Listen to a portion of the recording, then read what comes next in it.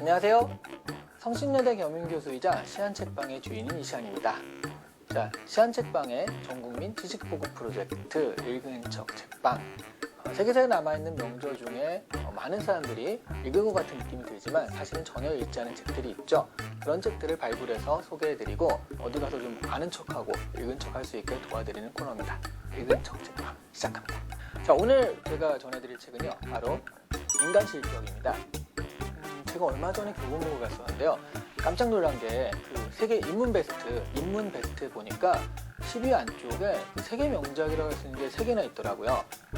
그 중에 하나가 이제 참을 수 없는 존재의 가벼움, 이름 많이 아는 그런 책이죠. 그 다음에 데미안, 이 두 가지가 있었는데 이것들보다 순위가 높게 있었던 거, 그러니까 5위 안쪽에 들었던 거는 바로 이 책밖에 없어요. 인간실격. 근데 사실 좀 이상했거든요. 데미안이나 참을 수 없는 존재의 가벼움 같은 경우는 워낙 유명한 책들이고, 근데 인간실격은 또 일본 소설인데다가 흔치 않은, 우리가 좀 친하지 않은 일본 소설인데다가 또 사실은 그렇게 친숙한 소설은 아닌데도 이게 더 높은 순위에 있어서 지금 이 순간 대한민국에 팔리고 있다는 것 자체가 왜 그럴까라는 생각을 좀 하게 했습니다. 그래서 이제 특별히 다뤄보게 되는데요. 왜냐하면 인간실격은 흔히 말하는 실존주의 작품, 실존주의 경향성이 짙은 작품이라고 쓰는데, 실존주의가 뭐냐면 전쟁 이후에 생겨난 어떤 그 흐름이거든요. 옆에 있던 친구가 어저께 같이 친하게 얘기를 나누는데 죽었어요. 총을 맞고 죽고, 나랑 같이 고향에서 온 친구는 총을 맞아서 머리가 날아가고, 이런 것들을 보면서 야, 도대체 사람이란 뭐지? 왜 살지? 신이 인간을 버린 것은 아닐까? 어떤 허무함, 세계의 어떤 단단한 구조에 막혀가지고 아무것도 할 수 없는 인간의 왜소함, 이런 것들을 느끼는 것을 우리가 실존주의적 경향이라고 하는데, 그런 게 드러난 게 사실은 실존주의 문학이거든요.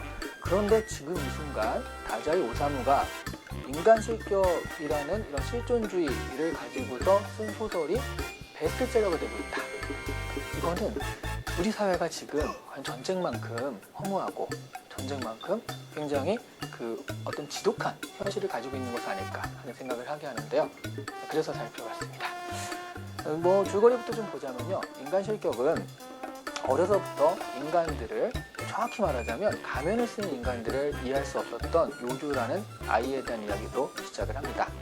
이 사람은, 이 요조는요, 누구보다 순수한 것을 갈망하긴 했는데요, 그러다 보니까 이 위선적이고 뭔가 뒤에서 다른 얘기라고 하는 인간들을 이해할 수가 없고 거기에 끼어들 수가 없어요. 그래서 차라리 그러면 내가 철저하게 위장을 하자라고 해서 누구보다도 익사를 부리면서 거기에 그 마음을 주지 않는, 동화되지 않는 그런 캐릭터죠. 인간 세상의 부조리함, 위선에 동화될 수는 없었는데요, 사실은 그렇게 이 사람이 동화되지 않는 상태에서 그렇게 하다 보니까 분명히 이렇게 떠 있는 상태라고 하죠. 부유하는 상태라고 하는데 여기에 어울리지 못하니까요. 그런 상태가 지속이 되면서 문제가 발생이 됩니다. 일단 이 친구가 좀 잘생겼나 봐요. 그래서 청년이 되면서 그 잘생긴 얼굴과 그다음에 특유의 약간 좀 뭔가 좀 다른 듯한 느낌이 나잖아요. 그러니까 그런 것들 때문에 여자들한테 좀 인기를 끌었는데, 그러다 보니까 여자 문제가 좀 발생을 해서 그 중에 한 여자랑 동반 자살을 하게 돼요. 고등학교 때 동반 자살을 하게 되는데, 근데 이게 그 여자만 죽고 자기는 살아나요. 이게 계기가 돼서 집에서 이런 부류막심한 놈 하면서 지원이 끊겨요. 그러니까 돈은 없죠. 그러니까 더더욱 이 친구가 더 비참해지고 가난해지고, 그러다가 어떤 또 여자 집에 얹혀 살게 되고, 그러면서 술에 손을 대면서 또 맨날 술 없이 살 수 없는 사람이 되고요. 그리고 또 다른 여자를 전전하다가 결국은 약에까지 손을 대게 됩니다. 그래서 약쟁이가 되고요. 약 없이 살 수가 없게 되죠. 그러다가 정신병원에 끌려가기도 하고, 사실 이런 모든 제재가 집에서 아버지가 다 얘를 끊어서 그런 건데, 그 아버지가 돌아가시고 형님들이 얘를 시골의 어떤 외딴 집에 그냥 밀폐를 시켜놓는다고 해야 되나? 그렇게 가둬놓게 되죠. 그래서 이미 각혈을 한 상태고, 그래서 그 시골의 외딴 집에서 쓸쓸히 죽음을 기다린다라는 그런 장면으로 끝을 내게 되는데요.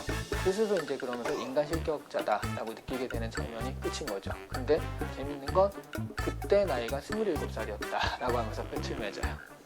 이 작품의 포인트는 4가지입니다. 첫 번째는요, 이게 어떻게 해야지? 첫 번째는요, 이 부분이 왜 지금 이 시간에 인간실격을 우리가 맞닥뜨려야 하는가? 그렇죠? 그러니까 지금 이 사회에서, 우리 지금 이 순간에 대한민국에서 베스트셀러로 가장 많이 팔리는 그런 작품들로 인간 실격이라는 책을 접하는 것 자체가 상당히 생소한 느낌인데요.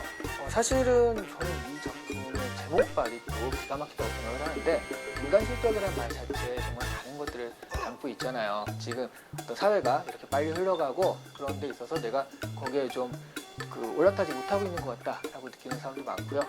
또 사람들 막 취업해가지고 툭툭 가고 있는데 나만 지금 취업이 안 돼가지고 뒤처져 있다라고 느끼는, 이른바 이제 스스로 약간 루저라고 느끼는 그런 사람들도 많고 하다 보니까 인간 실격이라는 말이 굉장히 좀 와닿게 되는 그런 경향이 있는데요.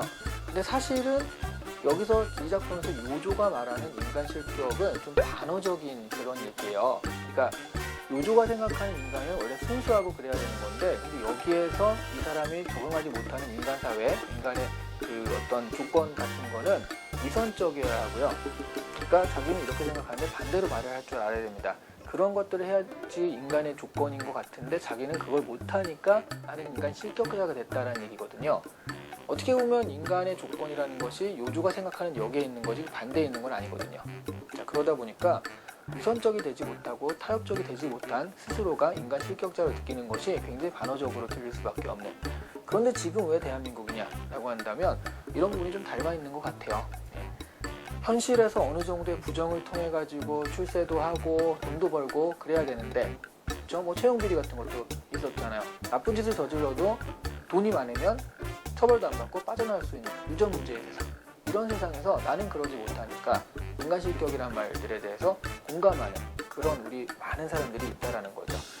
지금의 젊은 청춘들은 이 제목만 보고도 그런 부분들을 좀 같이 공감할 수 있는 여지가 있지 않을까. 그래서 지금 이 시간에 인간 실격이 유행하는 것이 아닐까. 좀 씁쓸한 분석을 좀 해보고요. 두 번째는 인간 실격이 다자이 오사무가 지은인데요. 글쓰기에 아주 자전적인 소설입니다. 굉장히 자전적인 요소가 많다가 아니라 그냥 제가 보기에는 일기처럼 쓴 거일 수도 있거든요. 거의 일치합니다. 이 다자이 오사무도 자살을 5번을 시도해서 5번째 성공을 해요. 여기는 요조랑 거의 비슷한 궤도에서 자살을 시도를 하거든요. 그 다음에 뭐 여자만 죽고 자기만 살아나는 그런 경험도 비슷하고요. 그런 것들을 다 같이 하는데, 원래 일본 소설이라는 것이 사소설 전통으로요. 개인의 경험과 개인의 생각을 바탕으로 주로 그걸 가지고 쓰는 게 일본 소설입니다.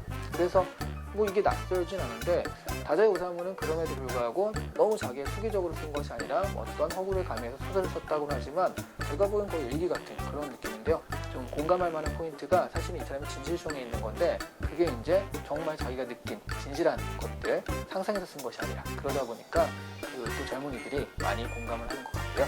세 번째 포인트는 이 소설을 읽고서 나도 주인공인 요조와 굉장히 닮아 있다라고 느끼는 사람들이 많다는 거죠.